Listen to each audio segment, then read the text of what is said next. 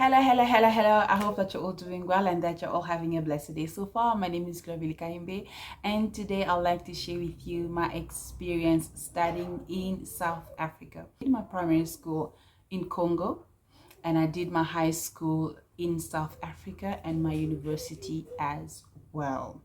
So today I'm going to be giving differences, what makes the South African high school primary school system different from the Congolese one. First thing that really stood out for me when my father registered me for school is that almost every school has its own uniform.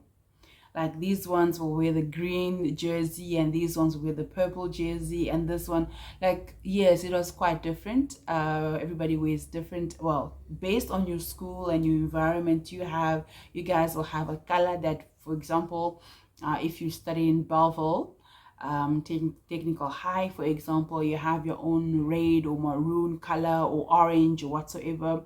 That is what your color would be. Whereas in Congo,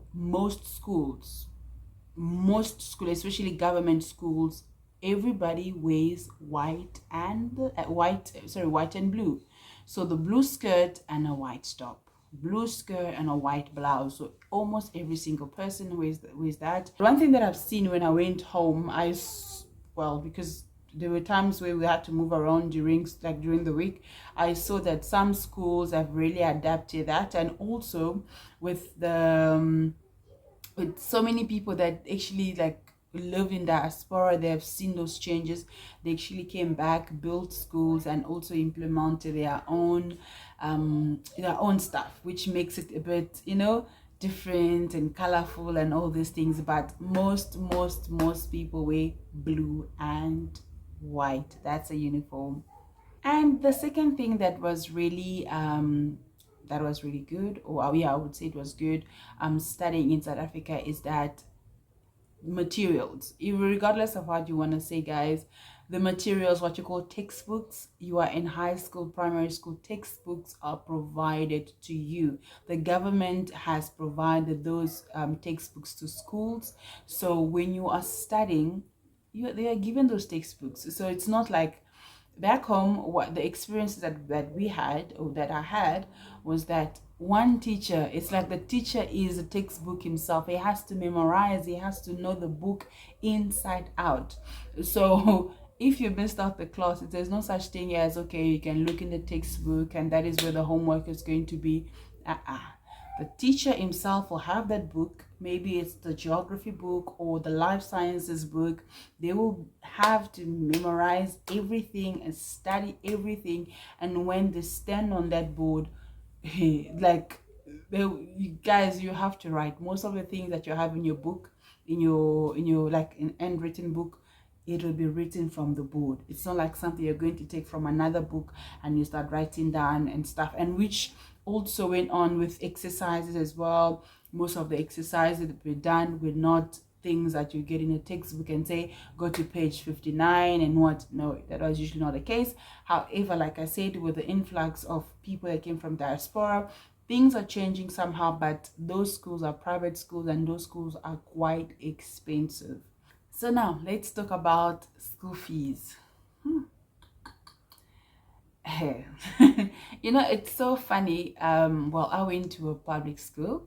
It is so funny how, because when we were back home, we used to go to a private school for some time. We went to a government school or public school, and then there was a time when we went to a private school as well. One thing that I remember vividly is that whenever we would not pay our school fees, we were not allowed to be in class. For example, if you did not pay your school fees for that year, my friend, for that month, next month you are not allowed back in school. And I think you guys have seen this in most Nigerian movies as well, where a child will come back home and say that, they turned me back. However, they turned me back from school, they said I don't have school fees. So that used to happen a lot. So if you're going to school and you don't have school fees, my friend, it's not for free. They will be like, please turn back and go back. Because it was so astonishing for us. Like my brothers and I, we were always making a noise, telling my mom, please, you need to pay your school fees. Like we were keeping tab, like with what my mom needed to pay, or reminding our parents that school fees had to be paid and everything like that. Forget, like, because we still had that in our minds. So like I was shocked when it got to grade 12. Some of my friends still had not paid school fees from grade 8. So we're like, how come? But yeah, anyway, that is one of the things. So if you don't pay, you don't get education. They will tell you, my friend, take a walk. And I think maybe with I think it's also the same thing with private schools here as well. I haven't experienced that, but I also do believe that maybe they also apply the same principle. However, public schools back home were free at the time that I used to attend, at the time that I used to go. So if your father is someone that works for the government, or he works in one of the organizations that are supported by the government, your schooling will be free. But then over the, like, towards the end, that system was no longer reliable, because teachers were not paid well. And then that is where corruption comes in, because where there is starvation, you haven't been paid for 6 months and you're coming to work. How come? I remember in my experience when I was still in primary school, or when I was still in school, is that corporal punishment was still a thing. We were still getting punished. Like the teacher will still come around, but every school had this disciplinarian. Like even here, you always get that one teacher that is disciplining everybody. But yeah, we also used to have a disciplinarian that will flog. And I remember I went to an all-girls school. So when that male teacher comes with his whip, my friend, that will just come around and pa. Like if you don't listen, and if you don't adhere to the rules and regulations of the school, there are certain punishments that you'll have to go through, regardless of the fact that you could be a 17-year-old, 18-year-old girl, that you are feeling yourself or whatsoever. My friend, I am telling you, you're gonna get flogged. Well, another thing that I wanted to that I remember is that here you get what you call diploma ceremonies, and that it was a new thing to us, because like we went through high school. All you need to do is just to do well and be the first in your class.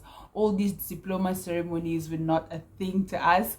So when it got to essay, you're like, okay, you are doing well for the term. I think it even made us more aware of which term we are in.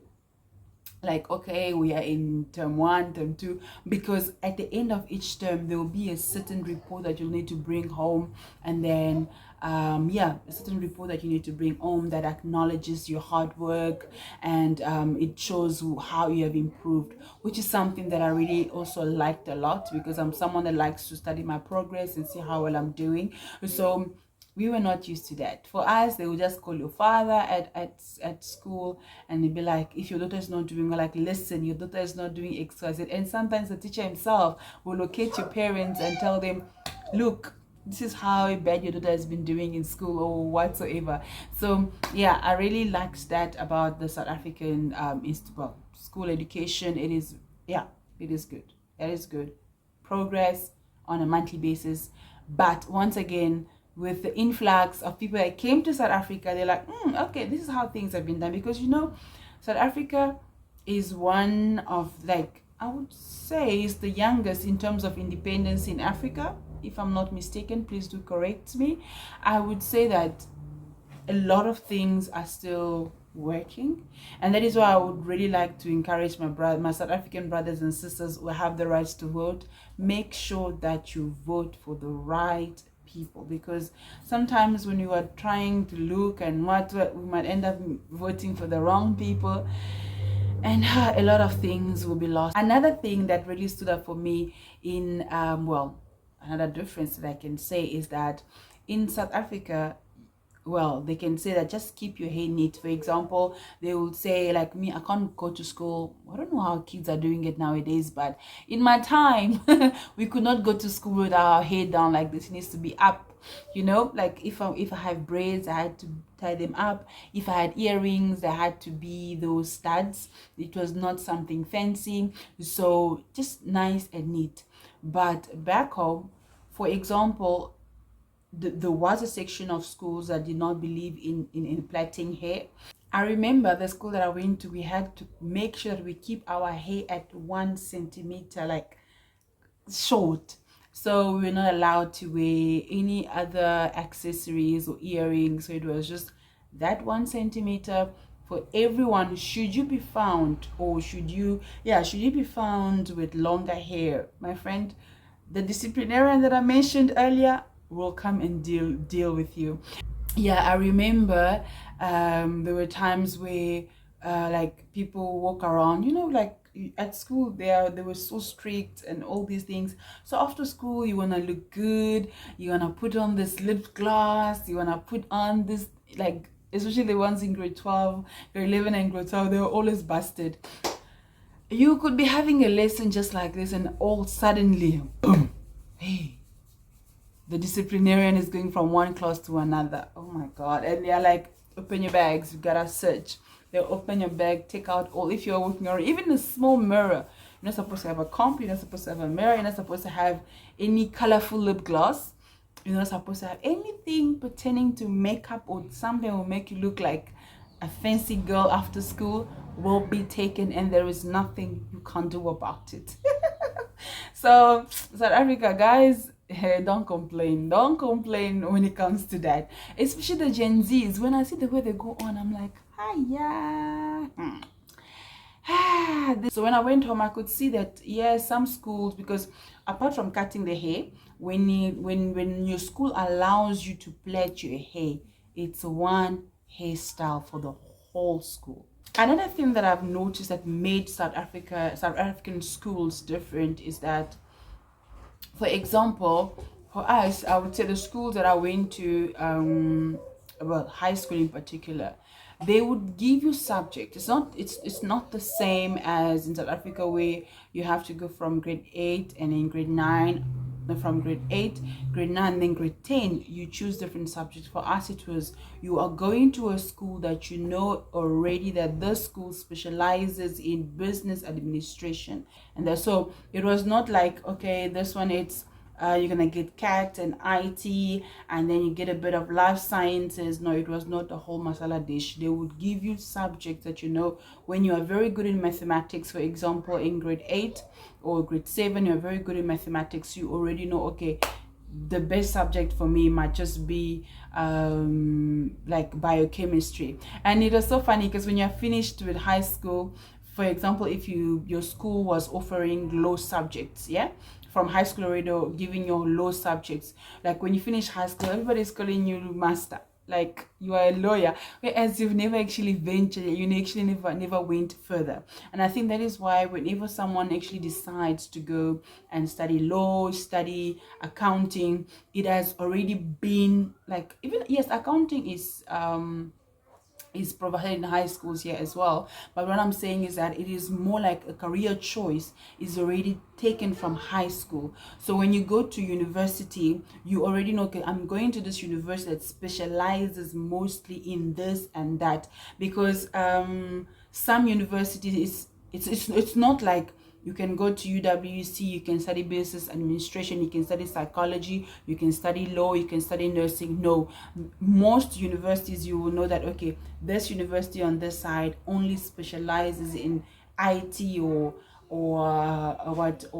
business administration only, or mostly, sorry. And then, so it's not like they have bits and pieces of everything. No, it's something specific. So if you're telling someone that I went to I went to UWC, or University of the Western Cape, someone might not immediately ask you, oh wait, what did you venture, because they already have an idea that, okay, it's either or. Even though we did not have materials given to us, like in terms of textbooks, the pass mark was still very high, guys. The pass mark was still very high. You had to ace it, you had to do extremely good. Homework was provided, but you have to ace that work. It's not like here where sometimes it is lenient and then someone will still pass to the next grade. If you are not doing well, you are getting 40 something percent. If your teacher makes you, like, if your teacher upgrades to the next grade, your parents will be like, they will bring you back to the previous grade. So yeah, we don't just jump over. So if you don't do well, even matric, oh my goodness, so many people fail in matric, guys. You won't believe this. A lot of people fail. It could be in a school where maybe 200 matriculants presented, and you probably found that 50 made it and the other 50 did not make it. Maybe the reason why they did not make it is because maybe in one subject somebody did not do well, or like just one thing or the other. Whereas in the South African board, if you do not do so well in one subject, they will still take you, like they will still promote you. So guys, if you have watched up to this point, thank you, thank you, thank you, thank you so much for watching. I hope that this video was educative, and if there's anything that you want to tell me, anything you want to educate me on, please do feel free. It's in the comment section. Yeah. But thank you so much for watching. I'll see you all next time. Bye.